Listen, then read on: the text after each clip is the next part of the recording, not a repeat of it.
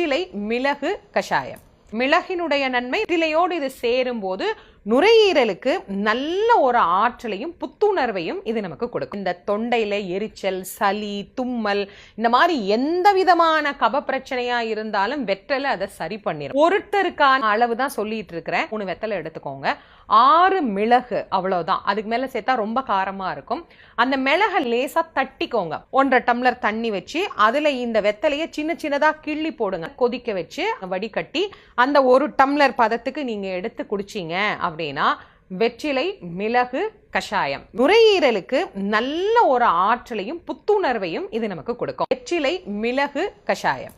மிளகினுடைய நன்மை வெற்றிலையோடு இது சேரும் போது நுரையீரலுக்கு நல்ல ஒரு ஆற்றலையும் புத்துணர்வையும் இது நமக்கு கொடுக்கும். இந்த தொண்டையில எரிச்சல், சளி, தும்மல், இந்த மாதிரி எந்த விதமான கப பிரச்சனையா இருந்தாலும் வெற்றிலை அதை சரி பண்ணிடும். ஒருத்தருக்கான அளவு தான் சொல்லிட்டு இருக்கிறேன். 3 வெத்தலை எடுத்துக்கோங்க, 6 மிளகு, அவ்வளவுதான். அதுக்கு மேல சேர்த்தா ரொம்ப காரமா இருக்கும்.